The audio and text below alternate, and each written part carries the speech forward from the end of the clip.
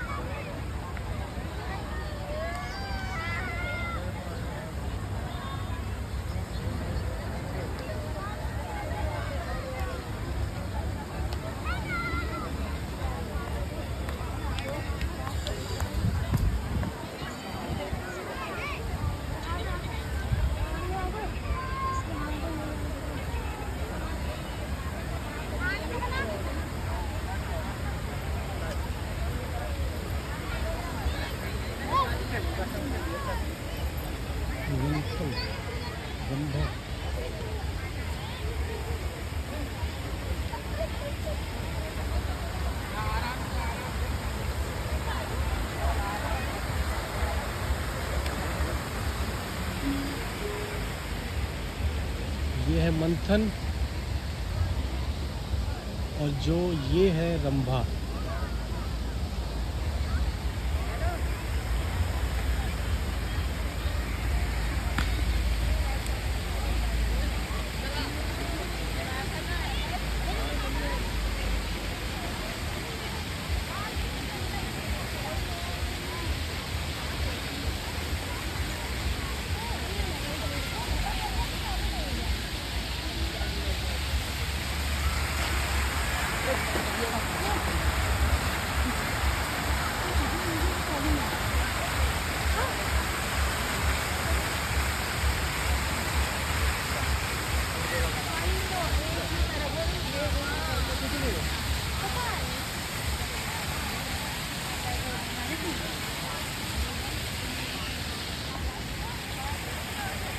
ये है चित्रगुप्त।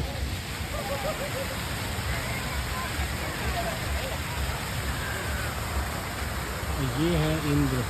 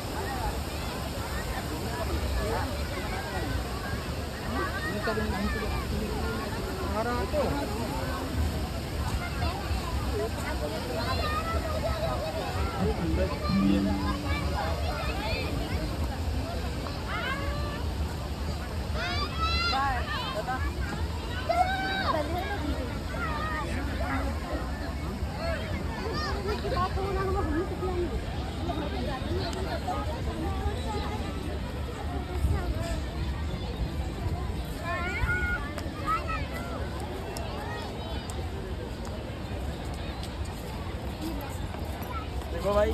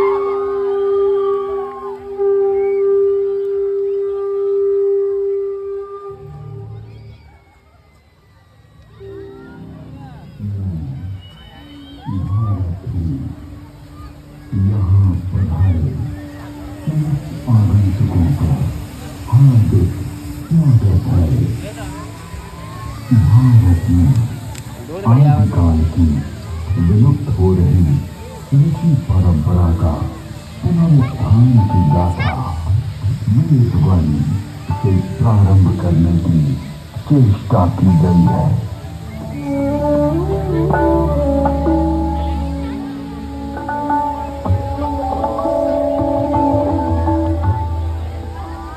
वेद परमपिता परमात्मा की पवित्र वाणी है, जो सृष्टि के प्रारंभ में मानव मात्र के कल्याण के लिए अग्नि, वायु, आदित्य, अंगिरा इन 4 ऋषियों के पवित्र अंतःकरण में उद्भूत हुई।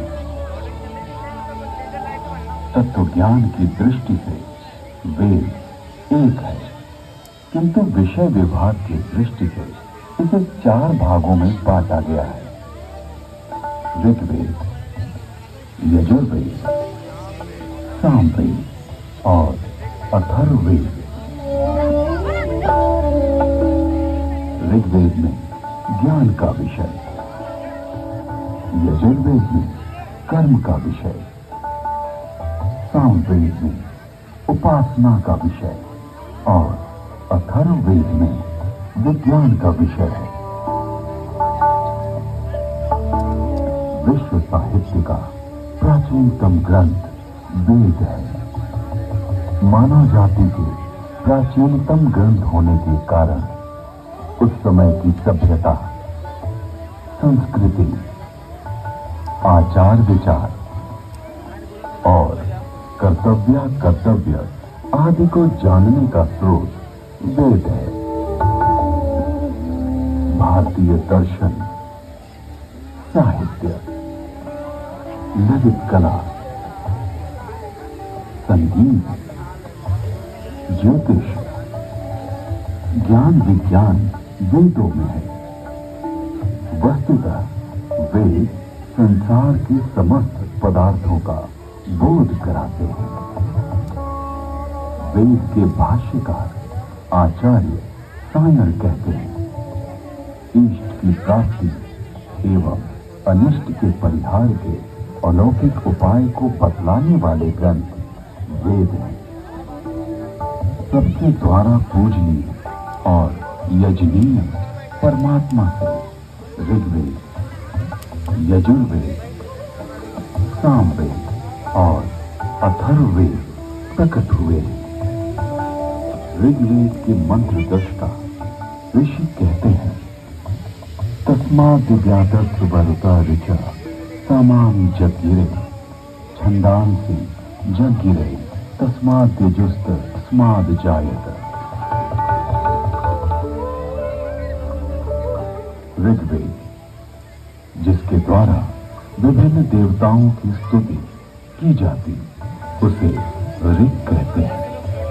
ऋच्यते स्तूयते अन्या इति ऋग।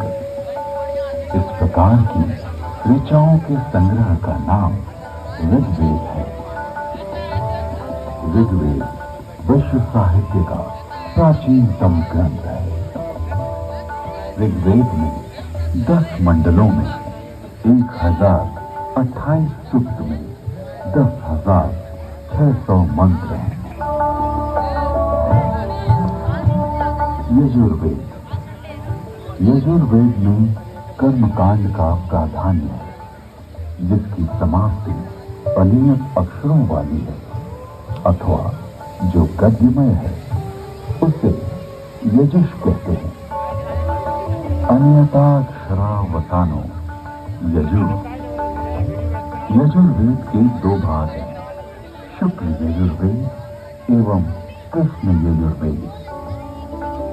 शुक्ल यजुर्वेद में 40 अध्यायों में 1975 मंत्र हैं। कृष्ण यजुर्वेद गद्यात्मक है। सामवेद द्युति साम है। द्युतेषु समाध्या। संगीत का मूल उद्गम सामवेद है। सामवेद के 2 भाग हैं, पूर्वार्जुन एवं उत्तरार्जित। सामवेद में 1875 मंत्र हैं। अथर्ववेद, अभिचार मंत्रों का ज्ञान अथर्ववेद में है। इसमें आयुर्वेद का विस्तृत विवेचन हुआ है। इसकी शौनक शाखा में 20 कांडों में 730 सूक्तों में 6000 मंत्र हैं।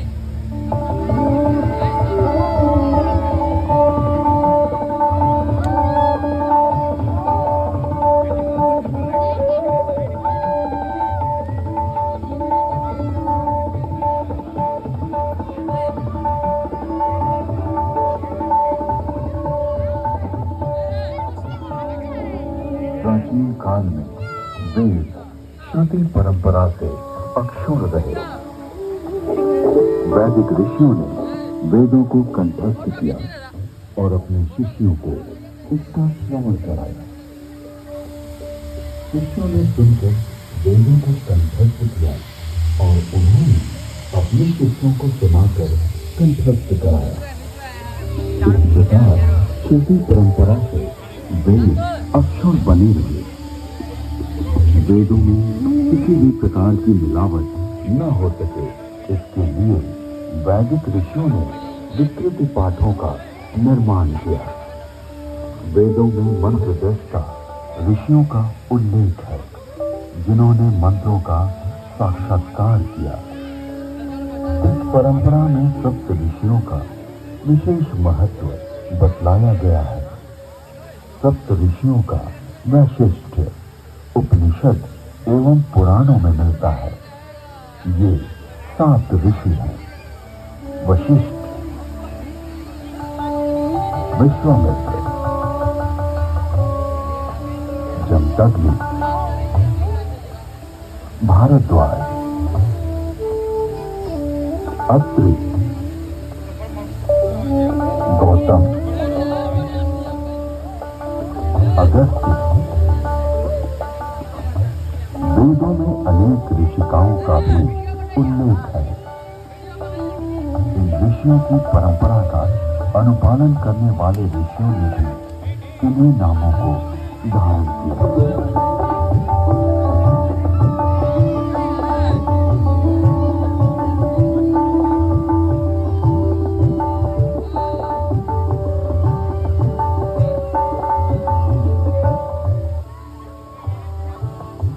आज विश्व में जिन आविष्कारों का श्रेय पाश्चात्य जगत द्वारा लिया गया है, उसे हमारे प्राचीन ऋषियों द्वारा तथ्य सहित हजारों वर्ष पूर्व प्रमाण सहित वेदों में उल्लिखित किया गया है। जैसे अगस्त्य संहिता में विद्युत उत्पादन के सूत्र मिलते हैं।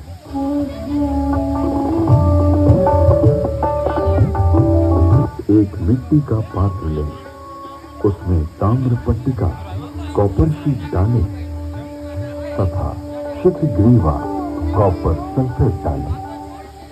फिर बीच में यूनिकास्ट 500 वेट सॉडस्ट लगाएं। ऊपर पारा, मर्क्यूरी तथा 10 लॉस्ट जिंक डालें। फिर तारों को मिलाएंगे तो उससे मित्र वरुण शक्ति इलेक्ट्रिसिटी का उदय होगा। अगस्त्य संहिता में विद्युत का उपयोग इलेक्ट्रोप्लेटिंग के लिए करने का भी विवरण मिलता है।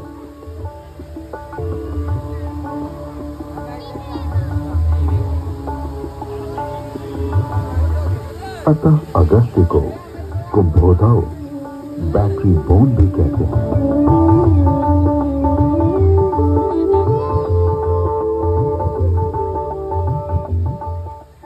कुंभों उपरोक्त प्रकार से बनी तथा श्रृंखला में जोड़े गए 100 सेलों की शक्ति का पानी पर प्रयोग करेंगे तो पानी अपने रूप को बदलकर प्राणवायु, ऑक्सीजन तथा उदान वायु, हाइड्रोजन में परिवर्तित हो जाएगा।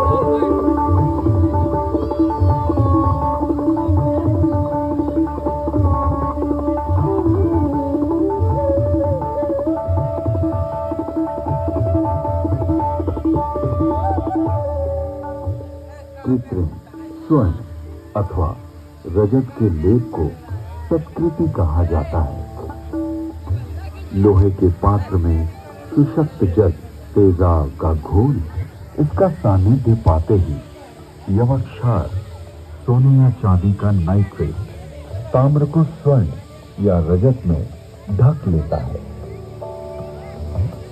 स्वर्ण से लिप्त उस ताम्र को शातकुंभ अथवा स्वर्ण कहा जाता है। विद्युत तार आधुनिक नौका चलन और विद्युत वहन, संदेश वहन आदि के लिए जो अनेक बारीक तारों की बनी मोटी केबल या डोर बनती है, वैसी प्राचीन काल में भी बनती थी, जिसे रज्जु कहते थे।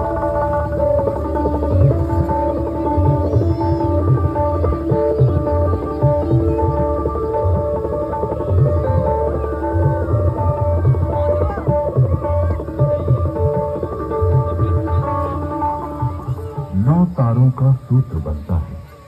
9 सूत्रों का एक गुण, 9 गुणों का एक पाश, 9 पाशों से एक रश्मि और 9, 8, 7 या 6 रज्जु रश्मि मिलाकर एक रज्जु बनती है। आकाश में उड़ने वाले गर्म गुब्बारे। इसके अलावा अगस्त्य मुनि ने गुब्बारों को आकाश में उड़ाने और विमान को संचालित करने की तकनीक का भी उल्लेख किया है।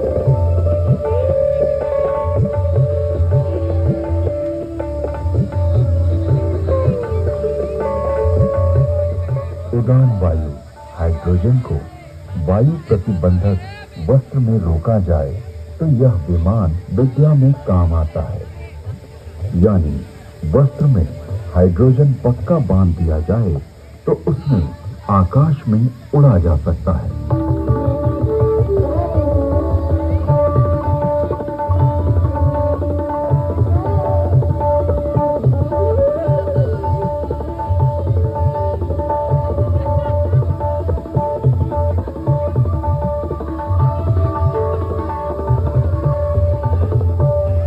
विमान वायु पर उसी तरह चलता है जैसे जल में नाव चलती है।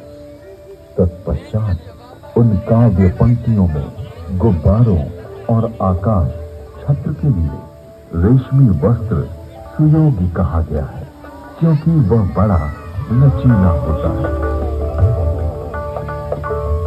वायु पूर्ण वस्त्र। प्राचीन काल में ऐसा वस्त्र बनता था जिसमें वायु भरी जा सकती थी। इस वस्त्र को बनाने की निम्न विधि अगस्त्य संहिता में है।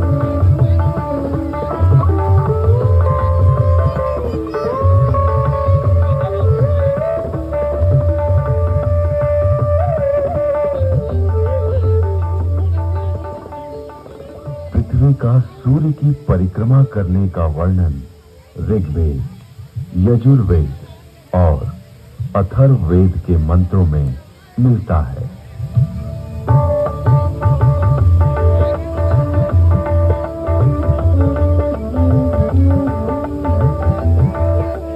यह पृथ्वी घूमती है, अपनी माता अंतरिक्ष के सामने रहते हुए सूर्य रूपी पिता की परिक्रमा करती है।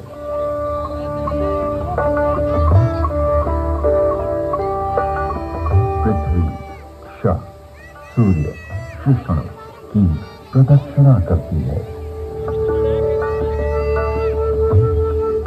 ऋग्वेद में जल की उत्पत्ति यानी H2O का उल्लेख है।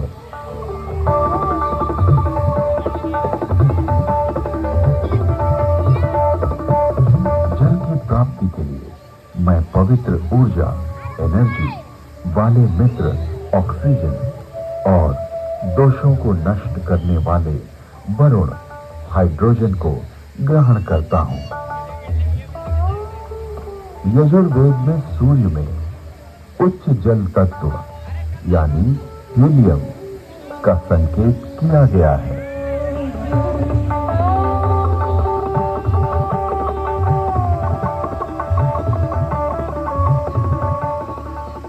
शक्ति से युक्त हाइड्रोजन, जो कि हीलियम के रूप में है, सूर्य में है।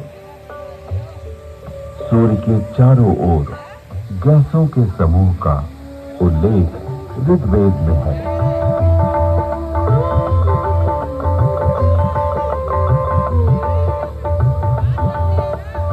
ऋग्वेद में ही सूर्य की गति और प्रकाशक होने का वर्णन है।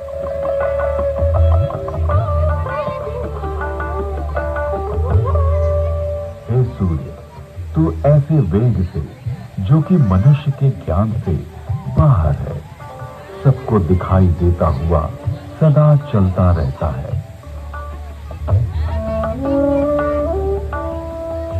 विश्व के प्रथम वैज्ञानिक अथर्वा ऋषि के अनेक आविष्कार का उल्लेख वेद में प्राप्त होता है।